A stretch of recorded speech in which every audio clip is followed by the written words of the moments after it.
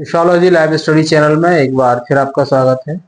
और आज की क्लास में हम डिस्कस करेंगे, अर्थात आज की क्लास का जो टॉपिक है वो है structure of classes in Indian society. अर्थात जो भारतीय समाज है उसमें जो वर्ग हैं उन वर्गों की संरचना क्या है, क्या स्ट्रक्चर है। तो चलिए शुरू करते हैं उसको। तो जो स्ट्रक्चर है क्लासेस का उसको हम सबसे पहले देखते हैं। जो परंपरागत समाज था उसमें क्या स्ट्रक्चर था। तो परंपरागत समाज में चार तरह के वर्ग थे। पहला था पुरोहित वर्ग, अर्थात इस वर्ग में ब्राह्मण वर्ग या जो उच्च कोटि के लोग होते थे वो होते थे। दूसरा था शासक वर्ग, अर्थात जो राजा महाराजा थे और इनके जो सेनापति थे, सैनिक थे, वो लोग आते थे। तीसरा था पूंजीपति या व्यापारी वर्ग, व्यापार करते थे या जिनके पास पूंजी थी। और चौथा था सेवा वर्ग। इसी को आप दूसरे नामों से भी जानते हैं इसको, जैसे ब्राह्मण, क्षत्रिय, वैश्य और शूद्र। इनको परंपरागत समाज अर्थात बेस कहा जाता है सोसाइटी के। फिर अब बात आती है कि rural class structure in British period. जो ब्रिटिश पीरियड था हमारे देश का, अर्थात जब हमारा देश अंग्रेजों का गुलाम हो गया, उस समय क्या स्ट्रक्चर था ग्रामीण समाज में। तो वहां पर एक एक था जमींदार तथा उनका प्रबंधक वर्ग। एक समाजशास्त्री हुए डेनियल थर्नर। उन्होंने जब भारतीय समाज का अध्ययन किया तो उन्होंने बताया कि उन्होंने तीन वर्गों को पाया भारतीय समाज में। कौन कौन से? पहला था जमींदार तथा उनका प्रबंधक वर्ग, अर्थात अंग्रेजों ने, जो अंग्रेज सरकार थी, उन्होंने जमींदारों को अधिकार दिए हुए थे कि वो लोगों से लगान वसूलें और लगान वसूल के सरकार के पास उसका एक बड़ा हिस्सा सरकार के पास में जमा करें। तो जमींदारों ने क्या किया कि उन्होंने अपने प्रबंधक रख लिए। उनके नाम कुछ और हुआ करते थे, प्रबंधक शब्द तो बहुत बाद में आया है। तो वो क्या करते थे कि वो उन लोगों से, उन जो जमीन पर खेती करते थे उनसे लगान वसूलते थे और ले जाकर के वो जमींदार को देते थे।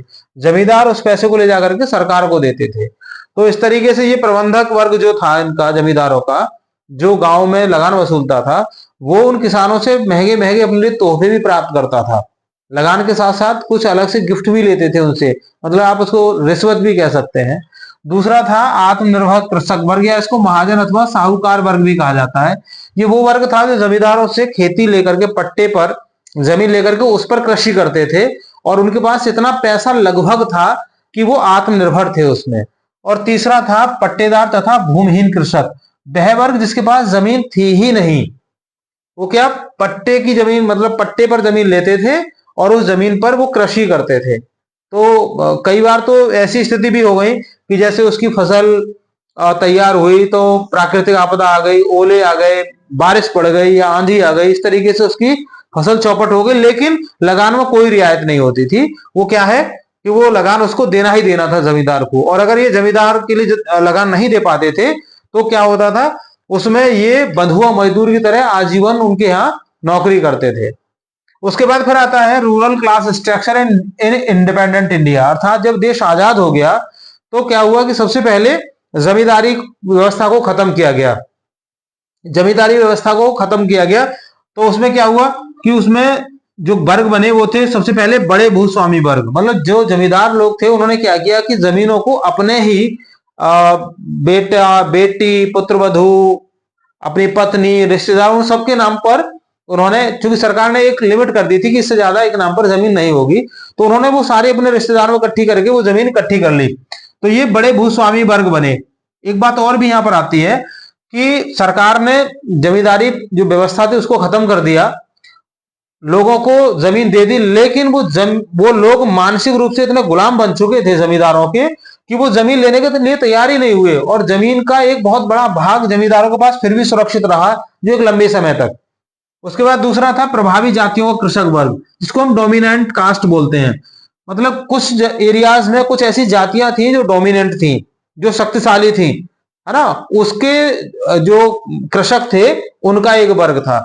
फिर छोटे भूस्वामी, अर्थात सरकार ने जिन जिन को जमीन दे दी उन्होंने अपनी जमीन पर अपने कब्जे कर लिए और वो खेती करने लगे, उनका वर्ग था जिसको छोटे भूस्वामी वर्ग कहा गया। फिर था सीमांत कृषक वर्ग। सीमांत कृषक वर्ग में वो वर्ग था, यहां पर इसको ध्यान से समझ लेना है। सीमांत कृषक वर्ग मतलब जो खेती करते थे लेकिन जमीन फिर भी जमींदार की ही थी। उनका माइंड, उनका दिमाग इतना कैप्चर किया हुआ था मेंटली वो एक तरीके से गुलाम थे। जमीन सरकार ने इनको दे दी, इन्होंने उसको रिजाइन कर दिया, मतलब इस्तीफा दे दिया, और वो जमीन उस जमींदार के ही मालिकाना में रहती थी। ये केवल खेती करते थे। तो जमीन सीमांत कृषक वर्ग। फिर थे भूमिहीन मजदूर वर्ग। इसके बाद भी कुछ ऐसे मजदूर वर्ग रह गए जिनके पास जमीन आई ही नहीं, जिनको जमीन मिली ही नहीं, उनके पास जमीन थी ही नहीं, वो केवल मजदूरी करके ही अपना भरण पोषण करते थे। दूसरे थे फिर दस्तकार तथा कारीगर वर्ग। इसमें देखिए जो दस्तकार मतलब जो कताई बुनाई का काम करते थे, जैसे कपास की खेती होती थी, कपास की खेती से सूती वस्त्रों को बुनने का काम जो बुनकर होते थे वो, कारीगर जो लकड़ी का काम करते थे, है ना, इस तरीके के जो लोग थे ना वो इस वर्ग के अंतर्गत आए। उसके बाद में व्यवसायिक ग्रामीण वर्ग। एक वर्ग ऐसा भी बना इसमें जो गांव में रहता था, लेकिन वो थोड़ा सा मतलब व्यवसायिक माइंड के लोग थे, अर्थात उन्होंने अपनी छोटी मोटी गांव में दुकान रख ली, गांव वालों से वो अनाज खरीदते थे, उसको ले जाकर के नगरों में बेचते थे, और नगरों से गांव के लोगों की जरूरत का सामान जैसे मिर्च है, नमक है, दाल है, धनिया है, तेल है, पुदीना है, ये सारी चीजें वहां से बाजार से लेके आकर के गांव में बेचते थे। तो ये था व्यवसायिक ग्रामीण वर्ग।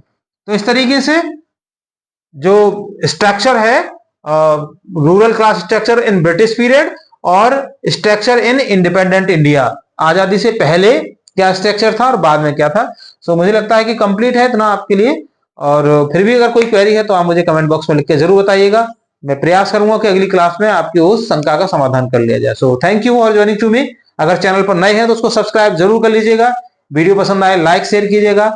मिलते हैं अगली क्लास में, तब तक के लिए जय हिंद।